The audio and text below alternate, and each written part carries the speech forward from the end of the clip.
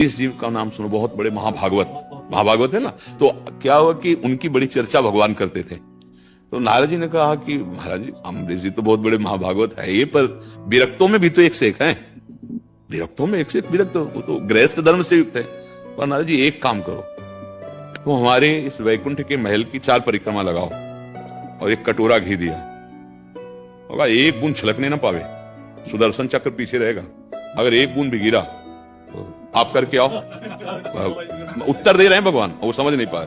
और भगवद आज्ञा और घी पूरा द्रवित घी, अगर कदम कहीं हिला तो एक बूंद गिरा तो सुदर्शन पीछे है, पूरी करके आ गए।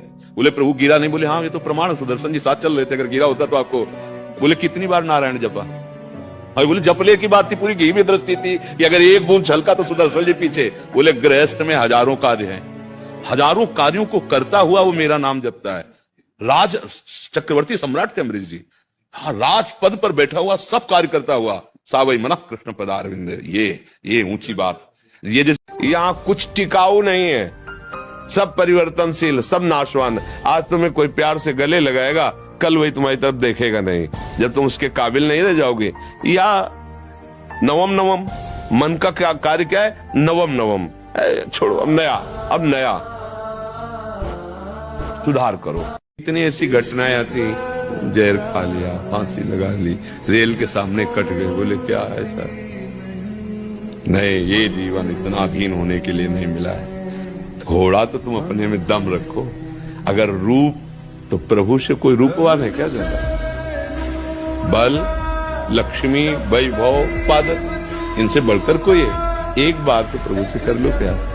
बहुत जन्म हो गए अपने प्यार को फैलाते हुए धोखा खाते, एक बार सच्चे यार से प्यार कर लो, कभी वो जल नहीं होते। ये मत मानना कि भगवान दर्शन दिए कि नहीं, ये सब मजाक वाली बातें। एक क्षण के लिए भगवान नहीं हटते, एक क्षण के लिए। ईमानदारी से चलो और अपने परिवार का ही केवल पोषण कर रहे हो और नाम जप कर रहे हो, और कभी कभी कोई अतिथि संत भगवान आ गए, प्रसाद पवा दिया, कोई ठंडी है तो वस्त्र एक आध दे, हो गया आपका। गृहस्थी में नाम जप से बहुत जल्दी लाभ प्राप्त होता है। आप शौचालय में बैठे हो, गंदी जगह है ना, और विचार में आपके भगवान का चिंतन चल रहा है, बहुत बढ़िया पवित्र हो एकदम। और मंदिर में बैठे हो और गंदा चिंतन चल रहा है, बहुत गंदी जगह में हो, अंदर तुम्हारा स्थान बहुत गंदा है, और विचार स्वस्थ है, बहुत बढ़िया है, और शरीर स्वस्थ है और विचार रोगी है तो मर रहा है, जिसे डिप्रेशन कहते हैं।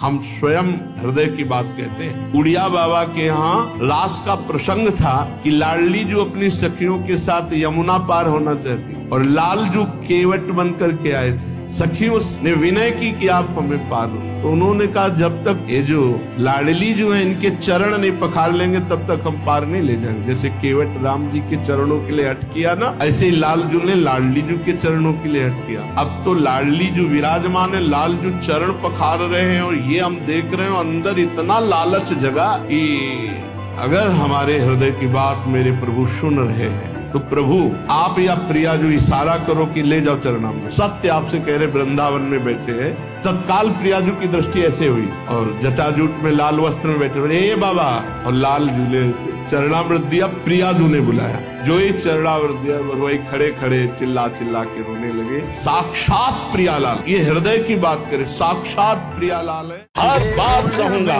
और जिंदगी में किसी से क्या, आपसे भी शिकायत नहीं करूंगा, और पूरा जीवन कष्ट में, लेकिन हर बात में, हर स्थिति में मुस्कुराना सीखा है। आपका दिया हुआ दुख मेरे लिए सुख से भी बढ़कर है।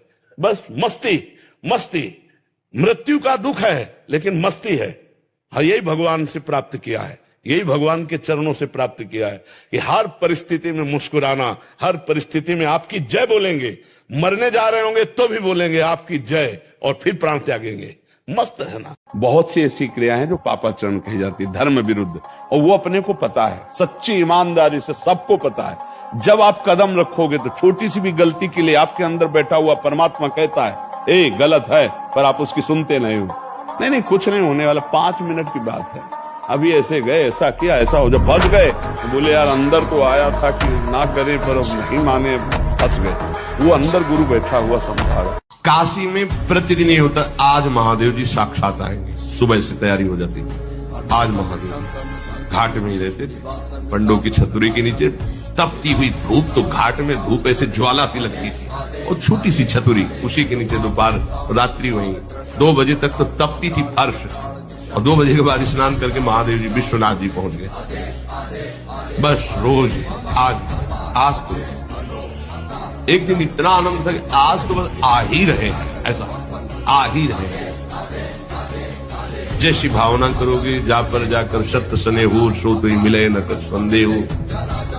भयंकर जटाओं का बोझा ऐसे, इतना बड़ा हाथ में त्रिशूल लिए, देखा दोपहर में नग्न पैर से आ गए।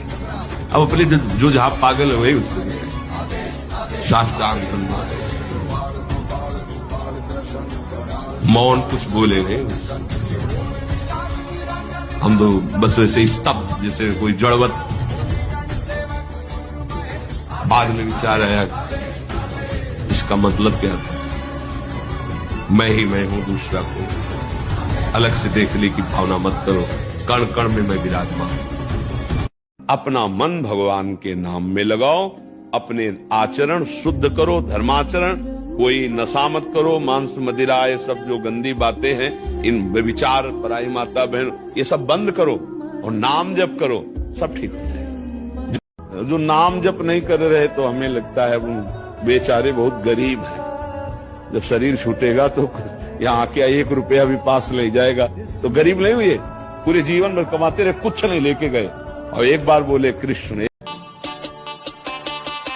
मृत्यु खिलौना हो गई है, मरने का डर खत्म हो चुका है, क्योंकि जिसको मरना है वो मरेगा।